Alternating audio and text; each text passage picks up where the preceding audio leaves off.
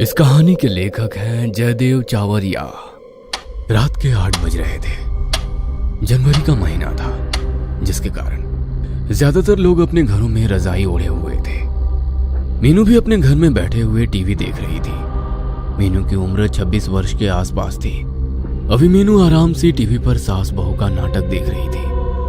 अचानक उसके फोन की रिंग बज उठी। फोन की रिंग बजते ही मीनू ने बुरा सा मुंह बनाया, जैसे मानो किसी ने उसको जबरदस्ती करेले का जूस मुंह में पिला दिया हो। उसने देखा फोन उसकी बेस्ट फ्रेंड पूजा का आ रहा था। मीनू ने जल्दी से फोन रिसीव किया। मीनू आ रहे थे। कांपते कदमों से मीनू ने गैलरी पार की। पूजा तुम कहाँ हो? पूजा देखो, मैं आ गई। पूरे घर में ऐसा सन्नाटा था जैसे किसी कब्रिस्तान में होता है। मीनू डरते डरते पूजा के कमरे की तरफ बढ़ी। मीनू ने जैसे ही पूजा के रूम में पैर रखा, तभी एकदम से रूम की लाइट चली गई। पर खिड़की से थोड़ा बहुत प्रकाश रूम के अंदर आ रहा था। शायद वो प्रकाश बाहर लगे खंभों पर लगी लाइट से आ रहा था। मीनू को ऐसा लगा मानो उसके जिस्म से जान निकल गई हो। मीनू का सारा जिस्म पसीने से नहा गया। रूम के अंदर इजी चेयर पर कोई बैठा हुआ था और इजी चेयर चर चर की आवाज कर रही थी, जो वातावरण को और भी डरावना बना रहा था। मीनू आहिस्ता आहिस्ता इजी चेयर की तरफ बढ़ी। अभी वो मुश्किल से 5 कदम की दूरी पर ही पहुंची थी कि किसी ने मीनू का दायां पैर पकड़ लिया। मीनू ने महसूस किया पकड़ने वाले के हाथ बर्फ की तरह ठंडे हैं। मीनू को पैर पर कुछ चिपचिपा सा महसूस हुआ। मीनू अपने स्थान पर खड़ी की खड़ी रह गई। आंखों में मौत का खौफ उसको साफ दिखाई दे रहा था। उसकी आवाज गले में कहीं अटक सी गई थी। मीनू ने हिम्मत करके अपना पैर छुड़वाया। जब पीछे मुड़कर नीचे देखा तो कोई भी नहीं था। अपने पीछे किसी को ना पाकर उसे ऐसा लगा जैसे उसकी सांस में सांस आई। फिर मीनू सीधी हुई तो क्या देखती है, इजी चेयर बिल्कुल खाली थी। अभी थोड़ी देर पहले इस पर कोई था, पर अब कोई नहीं है। मीनू को अब बहुत डर लग रहा था। उसने सोचा एक बार पूजा मिल जाए तो मैं इस मनहूस घर से निकल जाऊं। मीनू जल्दी से कमरे से बाहर निकलकर ड्राइंग रूम में आ गई। मीनू ने चारों तरफ देखा, पूरा ड्राइंग रूम खाली पड़ा है। यार, क्या करूं अब? इसी सोच के साथ मीनू ने ड्राइंग रूम के बीचों बीच खड़ी होकर आवाज लगाई, पूजा। आवाज पूरे घर में गूंज उठी क्योंकि सारा घर खाली था। फिर अगले पल अचानक मेन डोर की बेल बज उठी। मीनू ने अपने फोन की टॉर्च ऑन की और मेन डोर की तरफ बढ़ी। डरते डरते मीनू मेन डोर के पास पहुंची और मेन डोर ओपन किया। तभी मीनू को ड्राइंग रूम से किसी लड़की के गुर्राने की आवाज सुनाई दी। मीनू ने फोन की टॉर्च ड्राइंग रूम की तरफ कर दी। सामने ड्राइंग रूम के बीचों बीच एक लड़की खड़ी थी जो ऊपर से नीचे तक सफेद कपड़े पहने हुए थी।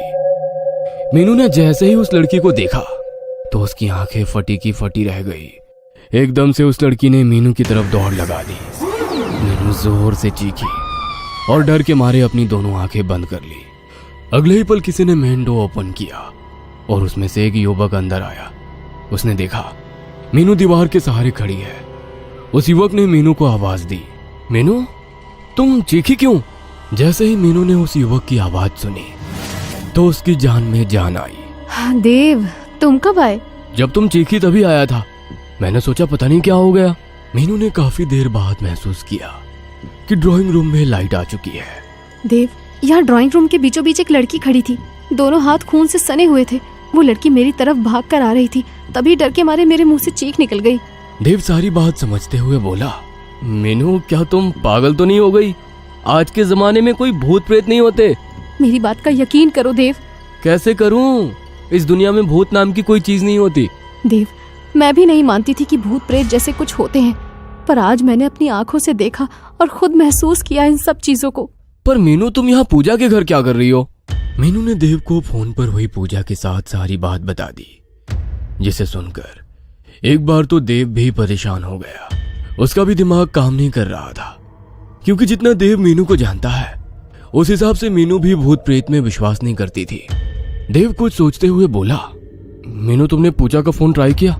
घर पर ट्राई किया था, पर तब बंद जा रहा था। देव ने जल्दी से अपना फोन निकाला और पूजा के मम्मी पापा को फोन किया और यहाँ की सारी घटना बता दी। उसके बाद पूजा के मम्मी पापा शादी का प्रोग्राम बीच में ही छोड़कर अपने घर आने लगे। देव और मीनू दोनों ने मिलकर पूजा का पूरा घर छान मारा, पर पूजा का कोई नामो निशान ना मिला। मीनू, पूजा को पूरे घर में ढूंढ लिया पर वो नहीं मिली। मीनू भी सोच में पड़ गई, क्योंकि जब वो पूरे घर में नहीं मिली तो फिर वो कहाँ गई। हमें शायद पुलिस को फोन करना चाहिए। नहीं, अभी नहीं कर सकते, क्योंकि हम पुलिस से क्या कहेंगे? कोई भी हमारी बात पर यकीन ही नहीं करेगा। पर हमें कुछ तो करना ही होगा। क्या करे? सारा घर तो छान मारा। जहां तक मुझे पता है यहाँ एक बेसमेंट भी है। क्यों ना एक बार बेसमेंट में देख लिया जाए। अगले पल दोनों बेसमेंट के बाहर खड़े थे। पुनः एक बार देव ने पूजा का फोन नंबर मिलाया तो फोन की बेल बजने लगी। पूरे बेसमेंट में शमशान सा सन्नाटा फैला हुआ था, जिस कारण पूजा के फोन की रिंगटोन पूरे बेसमेंट में गूंज रही थी। रिंगटोन की आवाज नीचे बेसमेंट में से आ रही थी। अगले ही पल रिंगटोन बजनी बंद हो गई। देव ने मीनू की तरफ देखा, जैसे पूछ रहा हो कि नीचे चलने के लिए तैयार। दोनों नीचे फर्श पर जा गिरे। दोनों ने जैसे ही अपना अपना फोन उठाया, अगले ही पल एक तेज धार चाकू उड़ता हुआ सीधा देव के फोन वाले हाथ में लगा। चाकू देव के हाथ के आर पार हो गया। देव अपना हाथ जल्दी से दरवाजे से बाहर निकल गए। तीनों की सांस में सांस आ गई थी। तीनों को ऐसा लग रहा था जैसे उन्हें दूसरा जीवन मिला हो। प्रदीप ने पूरे रोड पर नजर दौड़ाई।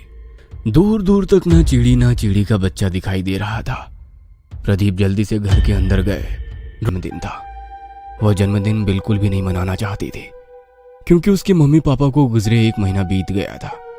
मीनू के मम्मी और पापा ने पूजा का जन्मदिन मनाने की बात कही, जिससे पूजा टाल नहीं सकी।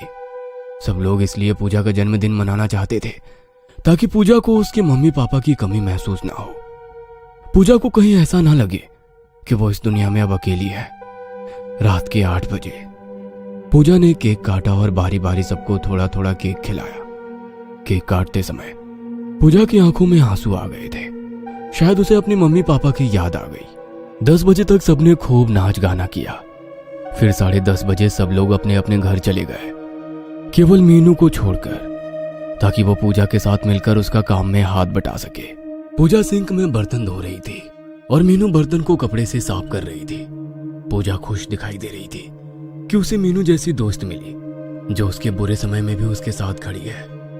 पूजा के चेहरे पर खुशी थी कि इतने सारे लोग उसके लिए आए थे। मीनू यार, तुम और तुम्हारा परिवार कितना अच्छा है, जो मुझ जैसी लड़की को भी अपनी लड़की की तरह प्यार करते हैं। सच बोलूं तो मैं सोच ही रही थी कि मम्मी पापा के बाद जिंदगी कैसे काटूंगी, पर अब मुझे किसी बात का गम नहीं है। मेरी बहन, हम सब तेरे साथ हैं। इसी को तो दोस्ती कहते हैं। पूजा बातें करते करते बर्तन धो रही थी कि अचानक उसके मुंह से एक जोरदार चीख निकली। मीनू ने उसे पकड़कर झंझोड़ा। पूजा, पूजा क्या हो गया? तुम इतनी जोर से क्यों चीखी?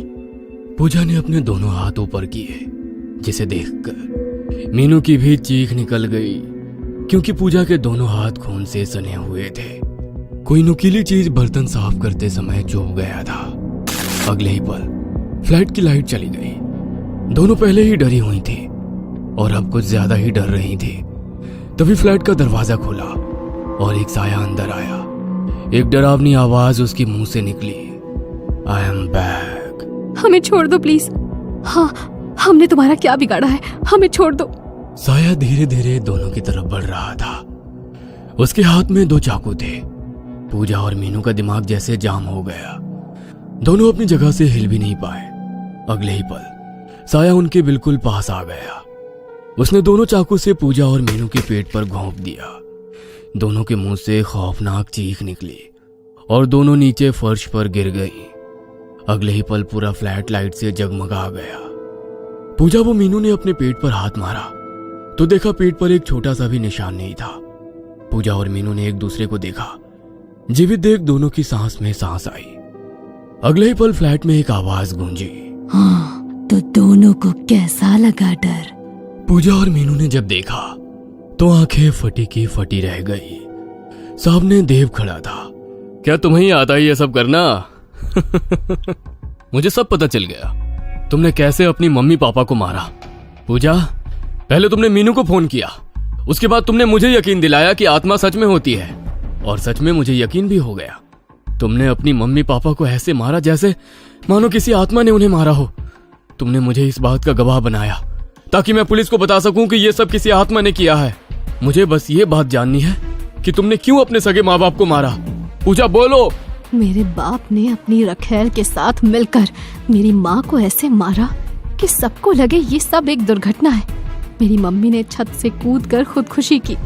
ये बात मेरे बाप ने साबित कर दी, क्योंकि जिस दिन मम्मी की डेथ हुई उस दिन मेरा बाप शहर में ही नहीं था। लेकिन पूजा, तुमने 3 साल का समय क्यों लिया ये सब करने के लिए? पूजा की आंखों में आंसू आ गए। बात दरअसल ये थी कि 2 महीने पहले रात 1 बज रहा था। मेरा बाप और वो रखेल दोनों आपस में बात कर रहे थे। मैं किचन में पानी पीने गई थी। आते समय वो दोनों आपस में बातें कर रहे थे कि उन्होंने मेरी मम्मी को कैसे छत से धक्का दिया। उसके 3 महीने बाद मेरे बाप ने अपनी रखेल से शादी कर ली। मैंने एक लंबी योजना बनाई। छत से जो पंखा गिरा उसके नट बोल्ट ढीले कर दिए थे। घर में गैस का सिलेंडर खुला छोड़ा था। जब तुम दोनों घर से बाहर गए, पापा मेरी सौतेली माँ को लेने अंदर आए, तभी आग लगी। मैंने उसी समय जलती तीली उन पर फेंक दी। मैं ही चुड़ैल बन जाती थी और तुम्हें डराया था। जो चाकू मैंने तुम्हें मारे उसके लिए मैं माफी मांगती हूँ। देव, अगर तुम्हें लगता है कि हमने कुछ गलत किया है तो तुम पुलिस को बता सकते हो। तुम दोनों ने मिलकर अच्छा ड्रामा किया। तुम दोनों फ्रेंड्स का तालमेल गजब का था। पूजा, तुम्हारे पास क्लोरोफॉर्म वाला रुमाल था। तुमने सीमा को बेहोश किया ताकि वो घर के भीतर रहे, और तुम्हारे पापा जब उनको लेने अंदर जाए तब तुम आग लगा दो। तुम दोनों ने परफेक्शन के साथ पूरा घटनाक्रम को क्रियान्वित किया। उस समय मुझे समझ में नहीं आया, लेकिन फिर धीरे धीरे सब समझ गया। देव ने एक नजर दोनों को देखा और जेब से फोन निकाला। मीनू और पूजा दोनों देव को ही देख रहे थे।